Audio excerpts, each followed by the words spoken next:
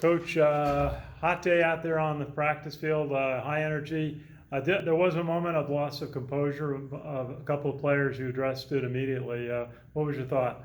Oh, it happens. It's a physical game, and emotions run high sometimes, and sometimes guys get in a scuffle, and I don't have much patience for it, so it just wastes time.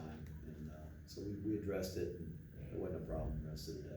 Just watching the quarterbacks do reps today, one after another. Cade Ballard, Jemel Jones, Tyhier Tyler. Seemed like they had a lot of rhythm. They were, doing a lot on their pitch outs. For example, today, what do you think of where the quarterbacks are as a group right now? Well, I'm excited about that group.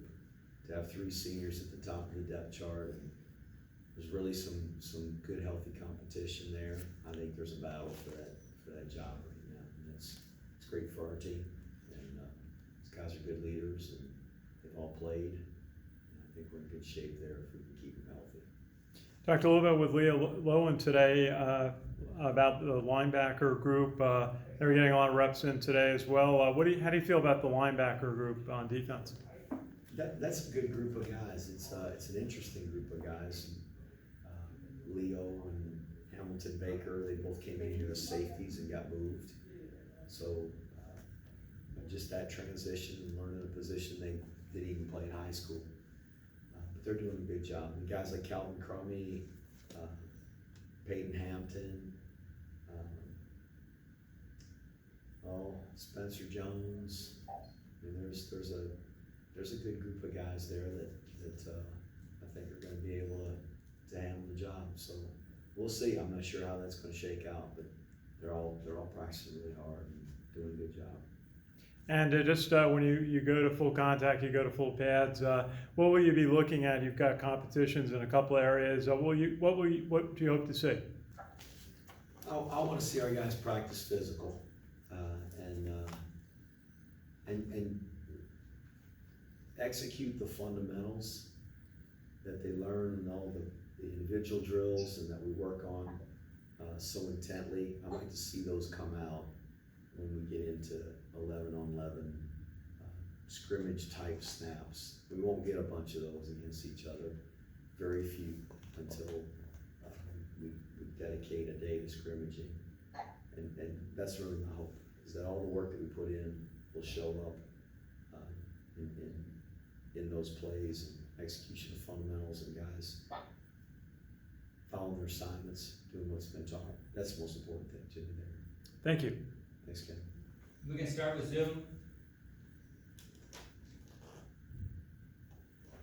Afternoon, guys. Tom Shannon here. Hey, just talk about progress and expectations for both the two guys we talked with today, Isaiah and Leon. Both have improved and become players that have made a real impact in our program. Both as young guys got some time, though just sparingly, and that's the fun thing. It's fun to recruit a guy and see him develop in the program and play a little bit as a freshman, play special teams, and then come on and find their way into a starting position and battling for starting positions. So both of those guys have improved tremendously, and the good news is I think there's still room for improvement with both of them, and hopefully we'll see that over the course of camp before we play. And then Leo obviously comes from a pretty famous high school. Did you see a pretty strong base in him that you don't see in your typical high school recruit? We got a lot of guys that come from really strong, successful programs. We got guys from Mater Dei in California, and Don Bosco in New Jersey, and Servite in California, and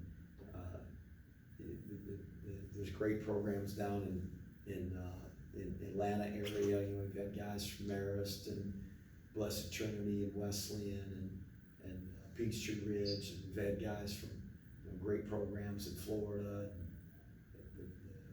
Mount Carmel in Illinois. I mean, there's some great programs, and we've had guys that come from all those places. Cleveland St. Ignatius, I can go on and on. There's some powerhouse teams in high school football, but I think that each one of those guys, when they come in, they find themselves in an environment where the parity among the players is a lot more even than they've been accustomed to. Even at those high schools, there's a bigger difference between the top guys and the bottom guys. And there's still a big difference between the top guys and bottom guys at this level, but I think it shrinks. And they find themselves in competition as soon as they get here. What they come to us with is an expectation to win. And it oftentimes come from programs where they've been coached, very detailed coaching. They have big coaching staffs. And so maybe just sometimes their knowledge of the game, their ability to grasp things a little bit quicker sometimes. But we're at West Point. Most of these guys are pretty intelligent and they figure out things pretty quickly. And so it's those guys are both good players that we talked about earlier. And a guy like Leo Long come from Westlake, and you walk in that school and it exudes excellence. It's a great place.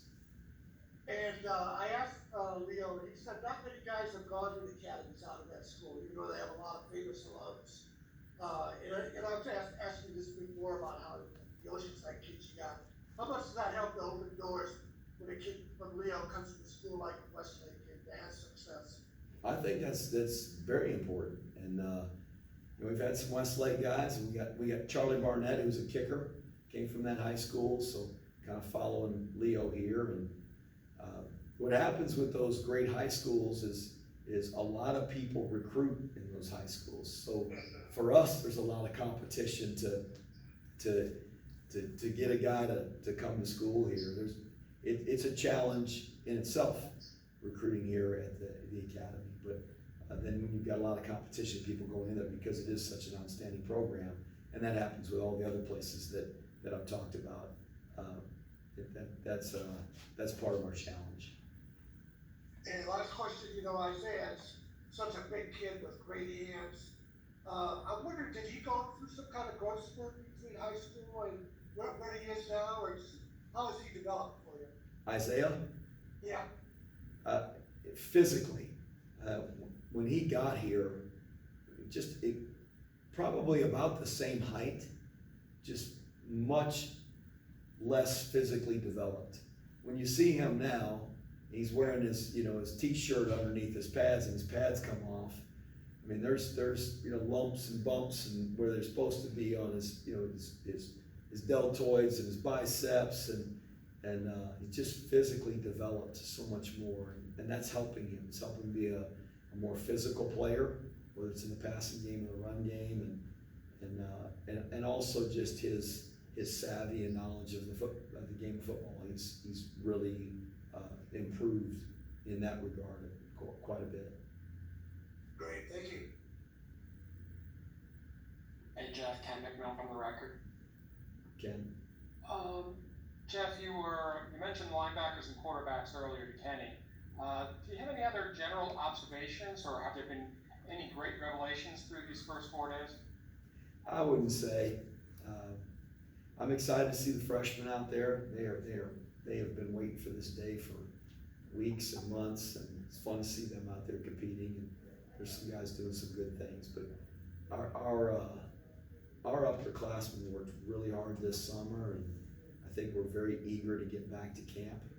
And so there's competition in a lot of positions. That we mentioned the quarterback and the linebacker positions, but there's a lot of battles going on. On the defensive line, we lost Nolan Cockrell at the nickel position or the outside linebacker position to the field.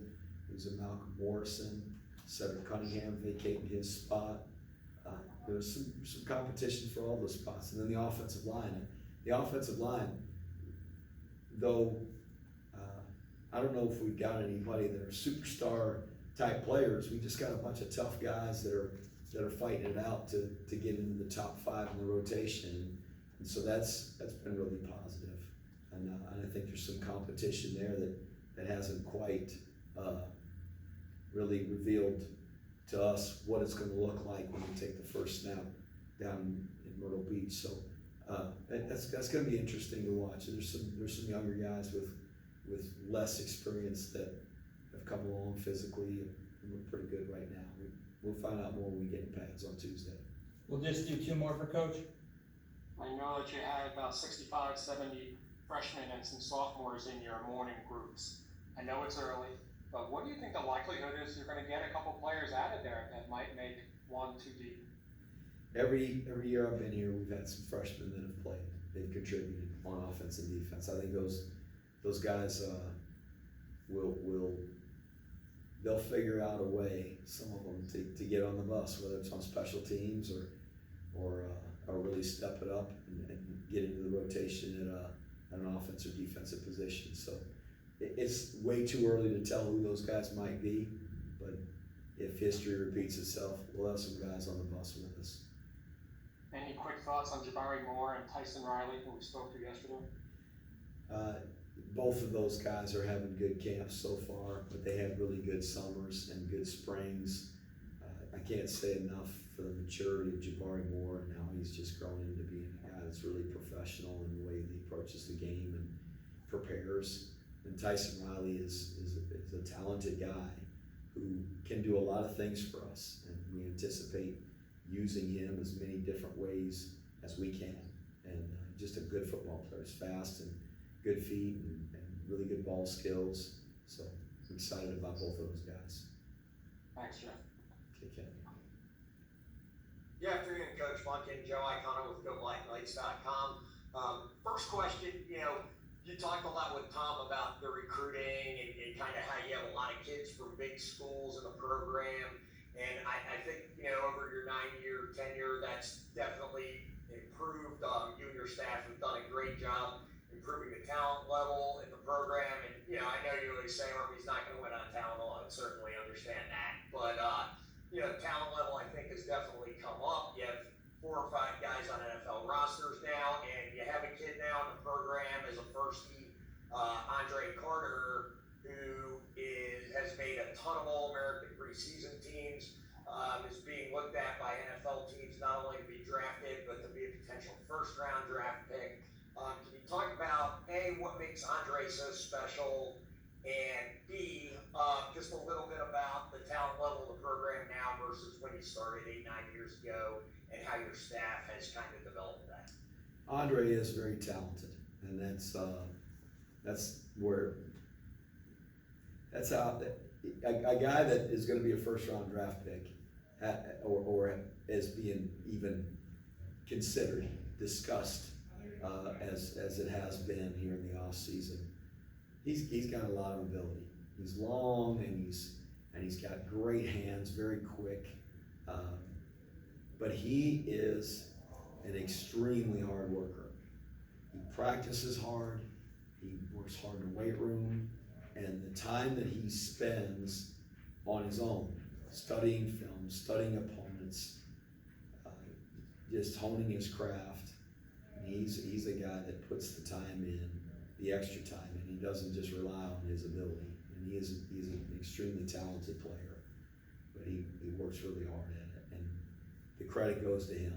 That's why he's been able to do the things that he's done. And as for our team and our roster,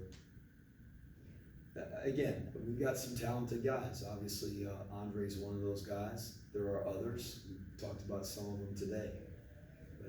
But I think here, and none of these guys we have in our program were 5-star prospects that turned down multiple SEC schools and Big Ten schools and whatnot to come to school here. These are guys that we identified that we thought had some redeeming qualities, were strong leaders in their schools, great academic credentials, and